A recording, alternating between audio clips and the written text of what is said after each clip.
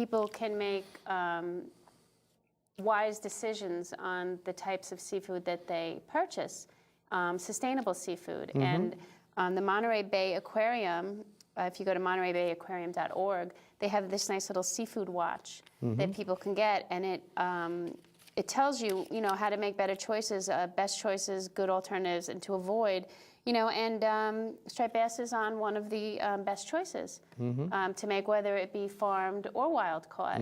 So, and things to avoid. One of my pet peeves is the shrimp farming over in China and Taiwan that are just destroying mangroves at a rate greater than the destruction of rainforests due to shrimp farming. Well, what happens in shrimp farming, you have to be close to shore. Right. When they destroy the mangroves, basically what you're doing is you're destroying the lungs. Right. So And the filtering. That's right. Yeah. So if you consider that the water coming into, coming ashore, that's a lot of activity occurs there. A lot of activity, a lot of spawning, a lot of everything. Yeah.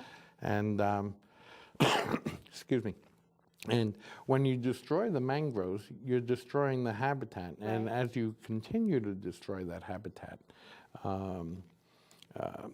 eventually there are going to be consequences to be paid. In what we're doing, we're not destroying any habitat. Right. We're in a high flush area. We have more current in this site than they have in all of any of the sites for the salmon farms up in Canada and or Maine. Yeah, the current is quite swift, right? Yes, the current is there. quite swift, yes. And it gets very, very deep, very quickly out there. The depth of the water doesn't make all that much difference when you're feeding. It's the current. Right. You can have 300 feet of water, but if it's moving at 1 centimeter a second or not moving at all, then as you feed the fish and as they expend the food in one form or another, they'll convert some to energy, some to flesh, and then they'll expend it just like we do. If you have no current to move that along, then you have then you've got a environmental problem. problems, Right. right. And I mean, you got to remember that fish do all of these things in the water. They've done it before we were around. So basically, fish have sex in the water. Fish go to the bathroom in the water.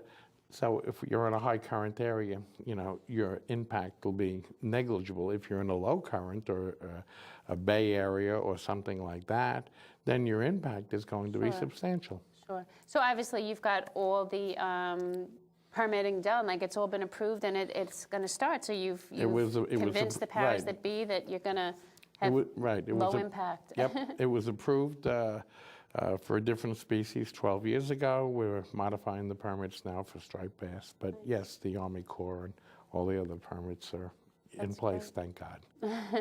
And you're going to, a lot of this striped bass production will be shipped overseas, or will it stay here? It'll stay here. Okay. It'll stay here. It'll address various markets. The Far Eastern market would be one market, and the hybrid striped bass business has addressed white tablecloth restaurants, and we hope to, with pure striped bass, we hope to address some of that.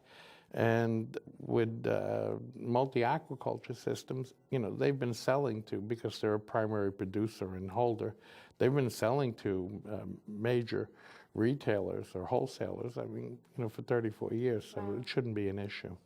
They're a great facility, a very interesting place. You can go there and get a little lunch or dinner during the summer, and oh, absolutely. It's really neat to go there.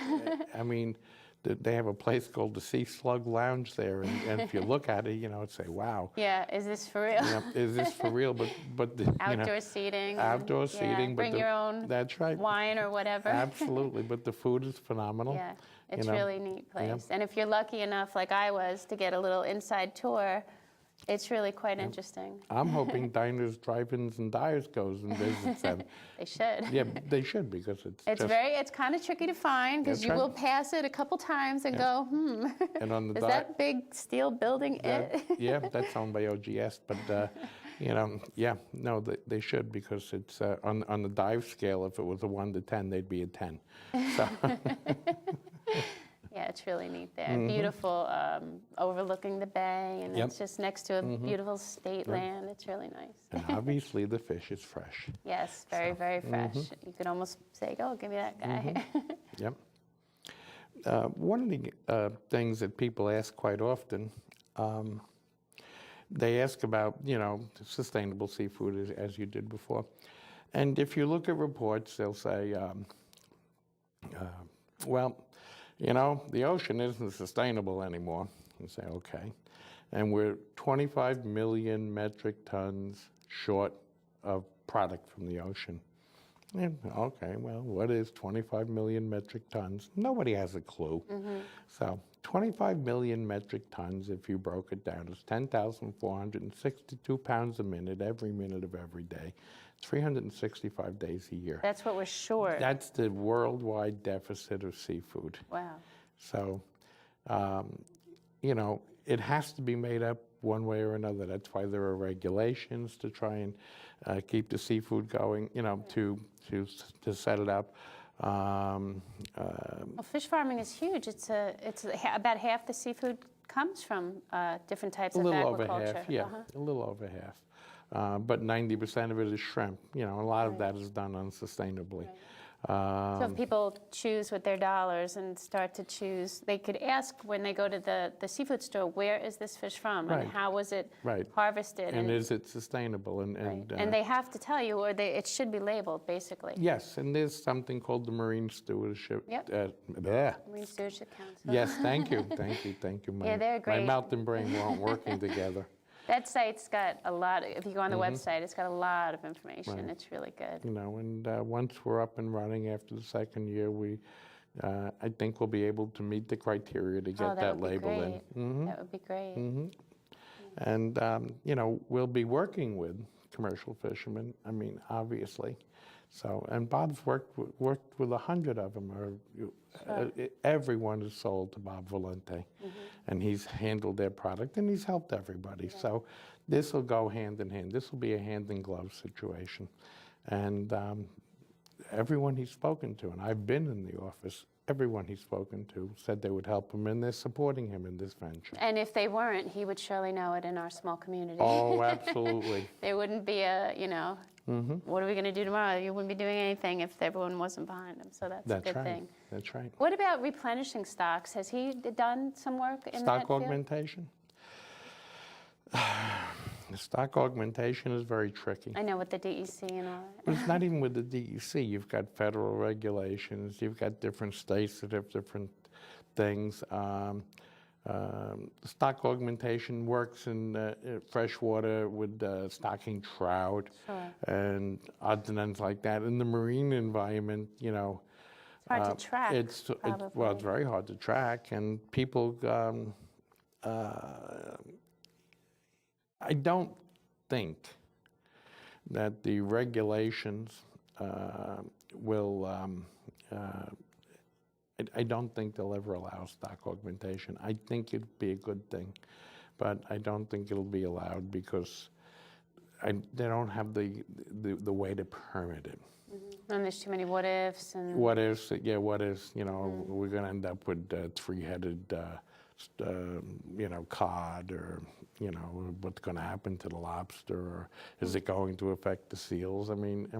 You could pick up any odd and end you wanted, and and come for or against, and I think it'd be a good thing. I don't think it's possible to permit it, my personal opinion. So basically, mariculture and aquaculture is what's going to have to supplement the world's need for seafood. For sustainable seafood, yes. Meaning we're going to have it in the future. Oh, yes. Well, aquaculture's been around for over 4,000 years. Wow. So people don't know that. No. Oh, it's brand new. No, it's not brand new. No, they were doing this 2,000 years before Christ. Wow. And probably even longer than that. They were doing it over in China with carp and various other fish. So this is not new.